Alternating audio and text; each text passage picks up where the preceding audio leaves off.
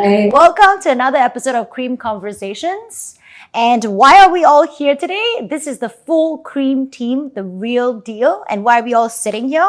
I bet you just saw like the animation, the graphic animation that was created by Tammy. That is our new branding. It's a brand new logo. And why are we doing that? It's because we turned 5 today. Woo! This podcast is a little bit for us to reminisce and for you to get to know us better and what it's actually like working in this very fun, chaotic environment. Name, role, and one thing people may not know about you. Okay, so I'm Tammy and my role is I'm the social media manager and the main graphic designer for Cream Pie. One thing people wouldn't know, but they do, is I love Care Bears. Yay! Why? They wouldn't know that. Hi, I am Vicky. I am the lead interior designer here at Cream Pie. And one thing that people might not know about me, or you might, is that I like to bake. I just haven't had much time to bake recently, but I do like to bake. She likes to bake. She likes to make dog bandanas. She Yes. also likes... I want to sew, I want to bake, I So want to make dog bandanas. she likes pickleball. She likes a lot of things. I like Vicky? dogs. Hi, I'm Tejan. I'm the junior interior designer. And one thing people might not know about me is that I'm always expressionless with no emotions because I want to preserve energy. She's just charging you all the time. She's always on the dock. She's always charging, yeah. I'm Steph, and as you all know, I founded Cream Pie. It really started out because it's like a $0 startup because you sell ideas through your brain and the connections that I had. And then it evolved to what it is today. The 3 other amazing women sitting next to me. We'll take it all the way back and rewind to the beginning. Well, not everyone was here at the beginning, so whatever beginning is for you, let's rewind. And what was your first impression of Cream Pie? So I actually worked with Steph way before Cream Pie. So I worked Known her since she was a little baby bitch. during Sugarfin, which was a cafe. And then after that I went back to school, and after graduation I came back to Cream Pie. She loves me. I think like my first impression of Cream Pie, the current Cream Pie, would be I was pretty excited about the new environment because I did drop by their office several times before I officially joined, and I was like, wow, the space is very big and spacious. Wow. It's like, wow, That got me. That's legit. Actually, she came in and said, wow. I was like, wow. Because previously in Sugarfin, we didn't have like big tables and offices. Like it was just a cafe table. And now it's like legit. Great. Thanks, Tammy. The week I came in, Steph had just had appendicitis surgery. So she was like sitting there in this like old Victorian gown, like going, oh, my stomach. But yeah, I was like, okay, well, pretty chill. Like, we can do this. But yeah, that was legit my first impression. It's not embarrassing. This is just shitting on me. When you were like, I can't move In the office, in the cafe. Yeah, in the Keppel office. Yeah, so I knew it was kind of, it's quite chill, quite a different environment, not so officey, not so uptight. So, yeah, just around for the ride, and here we are. Before I joined the new company was that I used to intern for Steph in 2019 because I was looking for jobs. Was it 2019? I think it's later. Because it was Keppel. 2020. Around there. Oh my gosh, she doesn't even know. No, but 2020 was COVID, so I Yeah, can it's see it later. 2021. I was looking for a job to graduate school and I just happened to join Cream Pie around that Lies. You were time. the last on the list. Nobody wanted her. And after I graduated, I came back to Cream Pie. Because again, no one wanted. No. And my first impression was that I was very happy to have someone to guide me in my first proper job, which is Vicky. Yay! That's why I'm very happy to be working with Cream Not you, Pie. Tammy. Just Vicky. Yeah. Tammy's emotional support. Okay, Vicky, Yeah. as a lead designer, what do you think defines a Cream Pie project? Oh, no, it's not. I think we like to try and think outside the box. I feel like So basic. I know, no, I'm elaborating. Right. Sorry. Okay. So I think we genuinely try to understand the clients, and we never like to repeat things twice, or we try not to repeat things. So even though the idea works one project, we try not to copy paste that into everything else. We try to get to know the clients, and we're a little bit quirky, we're a little bit different. So I think that's kind of what defines us. Tajan, what surprised you most about working in a real design studio versus school? I think in school, most designs that we come up with is very conceptual as compared to when I started working in a design studio where every measurement matters to how the users want to use the space. And in school, it's almost like we just design without thinking. SimCity. Yeah, so what Steph always talks about is that I cannot be so idealistic when designing. Good one, Tajan. And for Tammy, you're the first point of contact for all our new inquiries. What do people usually get wrong about renovation? I think for our studio particularly, because we don't have an in-house contractor, I always have to explain to them that no, the contractor will be outsourced. By like the contractors that we usually work with. And then we will just be responsible for the design and project management. I think by default in Singapore, it's something that also Vicky actually grew up in Sydney and then moved back here a few years ago. Yeah. It is quite different overseas and here. When you're overseas, you have like proper interior designers, like consultants are engaged, and then the contractors build. Yeah. Whereas in Singapore, there are these design and build firms that are also very good and legitimate for people who have kind of like a direction of where they want to go. They know like they have their mood board and this and that. They can do everything for you at a certain capped budget.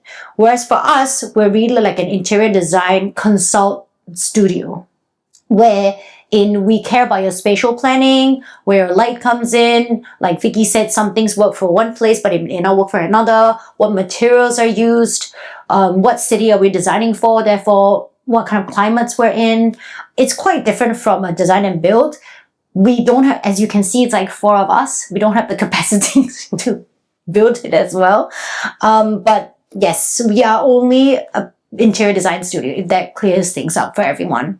Over the last 5 years or however long your tenure is, which project stands out for you personally and why? I think for me, 2 projects. I quite like Dearborn in the first as my first project. I'm going to select Dearborn only because I think for me it was a very different project in terms of doing a kind of bakery cafe space in Singapore. For me, I hadn't done anything of that scale or in that typology.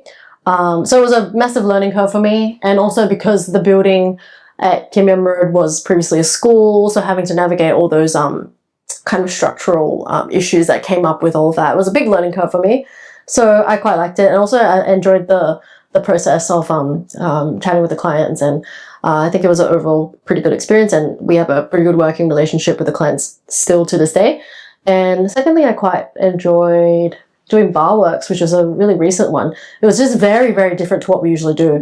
It's a very neutral, very pretty space, which is Because they're a ballet studio. yeah, and it's very different to what we are as people. So I mean, we're not We're so elegant. beautiful and elegant. It's fine. I don't know what But I you're just talking about. quite enjoyed it. Like considering Clients that were great too. yeah, clients were great as well. And yeah, just from a design perspective, very, very different to what I would typically go for. But I think it suited the space, and I think it turned out well. Clients were happy. So To add on to that, I think that's also something that people need to know. Like, we're happy to design outside of our comfort zone. We still think it looks good. May not be our typical style, but we're always here to like explore, try new boundaries. this is the whole point. Explore Right? new You boundaries. can't just like pigeonhole yourself. Yeah. Yeah.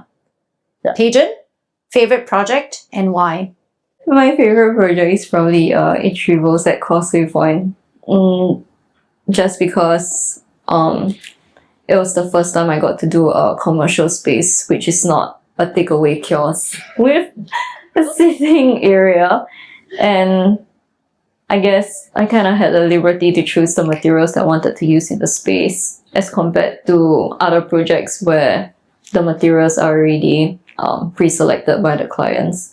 And I felt like the forms in the space was something I wanted to experiment in. Working as a team and what makes the team work. Vicky, what's it like translating everyone's ideas into drawings and details? I think having everybody pitch in creatively is a benefit because you get ideas that you yourself might not think about. But the difficult part comes at the distilling phase when you're trying to cut out what doesn't work, what works. Sometimes two opposing ideas may work together. So I think that's kind of the difficult or slightly trickier portion. In terms of how it comes together, I guess we have to put everything visually out there, try different forms, try different methods, drawing, sketching, getting mood board ideas. And then we just kind of, as a team, cross out what works. Cross out what doesn't work and put together what works. So I think it's a whole, cohesive process. I don't think it's a one-person job. And yeah, somehow it makes it together in the end, which is a good thing.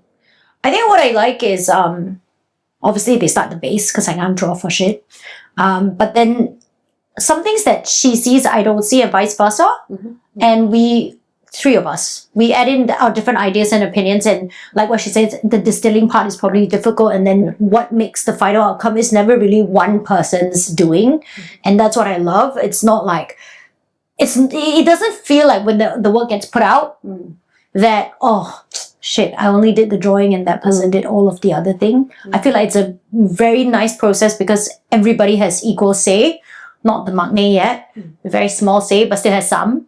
But I think that's what I love, that she picks out things that I miss, and sometimes I add in some things that, because she's looking at it, they look at the screen for such a long time. And we've had this discussion before. When you look at a project for that long, sometimes you get lost in the sauce. Okay, Tammy, how do you manage social media clients and accounting without losing your mind? I think Tammy sold herself short earlier. She doesn't just do the social media and inquiries, right? Graphics, yeah. So she also tackles our new inquiries, and she also has to do the basic accounting, setting our invoices and all that stuff. Makes me sound like a slave driver. So Tammy, how do you do all of that without losing your mind? I think I learned how to compartmentalize. As in, I just prioritize what is the most urgent. So as long as I can manage the graphics, I'm pretty much like, okay. Like, it's not overwhelming. Great. Yeah. She's also in charge of all the nitty-gritty in the office, like not enough toilet paper. All-rounder. Amazing all-rounder. Like, is the other dishes clear from the dishwasher? Poor Debbie. Chajan, what's something you've learned in the past year that made you grow? Working in Cream Pie for the past year, I've learned how to speak up more, because initially when I joined, I didn't dare to talk to anyone. And Steph and the team has always brought up that I need to vocalize my thoughts more, not only in work, but also everyday conversations. Okay, Steph, your turn. What is the hardest part about leading the team? We don't listen to her. You know why I didn't make preparations, because I had to think about what to say. I think this team is not hard to lead, thankfully, because I think I'm very hard to work with. Like, I'm always bouncing around everywhere, lots of ideas, lots of changes, lots of new ideas, how to work, how to make things work better, this and that. And so far, they have, how do I put it? Outstanding. Joined that rhythm quite nicely. Like, if this were a dance, it would be like a really chaotic one. But people management in general is just not easy. We have a very Gen Z here. We have a not so Gen Z, more millennial here, and a regular millennial here. And obviously an old millennial. So like, it's quite like a melting pot of different characters. I would say we all get along really well, and it's easy to lead because everybody wants the same goal. Everybody wants Cream Pie to do well, and nobody's like got an ego that's too big to say like, hey, I'm wrong, okay, your idea might be better, right? And that's what is brilliant about this amazing team of women we have here today. Nothing is hard about them. Easy to lead. Great team. Love you guys.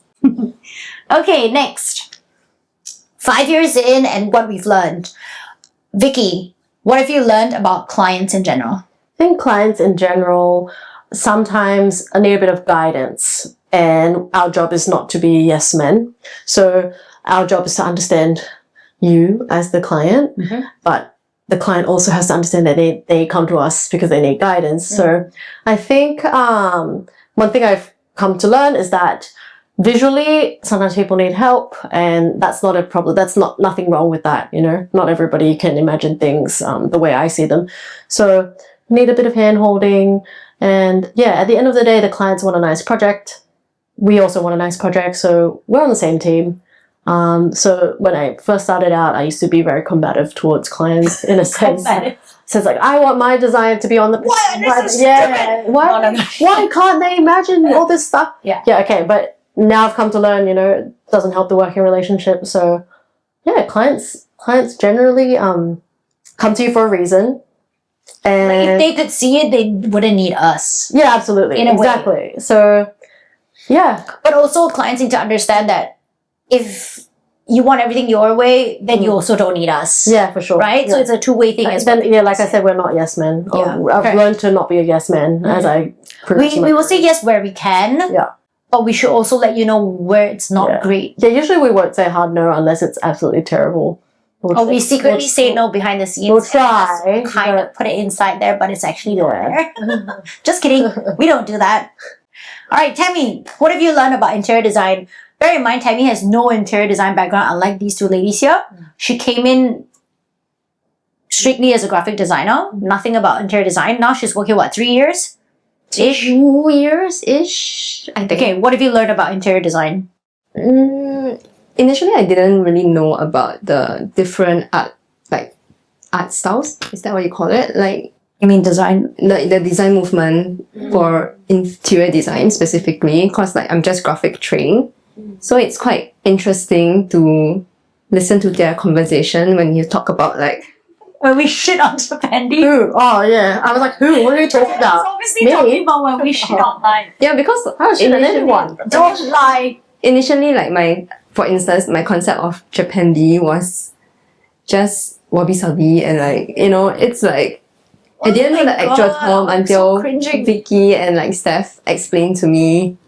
I'm like, oh, okay. Japanese great, wabi sabi is great, but please, Use them properly. yes, exactly. Standard. Sorry. Yeah, I think there's a lot of bogus, you know, like there's a lot of fake media out there, social media and whatnot. They just use these buzzwords and they're floating around, and clients come to us saying like they want this design or that kind of design movement. But you need to understand what it is before, you know, we can apply it. Cajun, what have you learned about patience? Initially, when I entered this job, I thought every work was fast paced. I thought that if I could finish my work faster and presented them earlier, it will make my life easier. But I realized rushing through my work, I missed out a lot of details in drawings, which I mean, like, it is my fault, but then someone has to be the one cleaning up after my mess, which is usually Steph and Vicky. So they probably have to answer to the contractors whenever I mess up my drawings Or the clients. or the clients. So one It's okay, thing I it's part learned of about learning. patience is Vicky's too that nice. I need to be more thorough in my drawing, so that other people don't have to clean up after my mess. That's what Yeah. being a team is about. Patient's very self-deprecating today. She's like, It's like, well, before Steph does it, made. before Steph does it, I'm just gonna do it to myself. Also, Tejan usually doesn't talk. This is the most number of words she said in this whole week combined today. So good job on like at least vocalizing and explaining your thoughts very well today, Tejan. And for me, what I've learned about people is that we come in all shapes and sizes. The clients, ourselves, contractors, there are great ones, there are not so great ones. But at the end of the day, like Vicky said, we just want a great outcome for the clients. Obviously, if they have a good outcome, we have a great outcome for our portfolio as well. We just want to all work together harmoniously. So when someone loses their shit, be it the client, the contractor, or the supplier, or the vendor, or one of us, it's just not great for the project at all because it doesn't solve the problem. So what I would ask is for the clients to have a little bit more patience, a little bit more understanding on the design movements, and understanding that not everything would work. So it's kind of like what everything they said combined to make a great project. Thank you. And a little advice for young designers. Vix, if someone wants to join a studio like ours, how should they mentally prepare themselves like someone who's just getting out of school? I think it's good to have ambition, so come with an open mind. Do realize that, like what Tajan shared earlier, like I think in school sometimes you design with a very idealistic, mindset. Not everything that you design in uni or in college will be translated out in the real world. Just be very prepared that your first 3-4 years will just be very boring project. Like Learning how to draft. learning how to communicate with clients. Don't always have the mindset that you're right or you know better just because You don't. just because you're educated or something like that.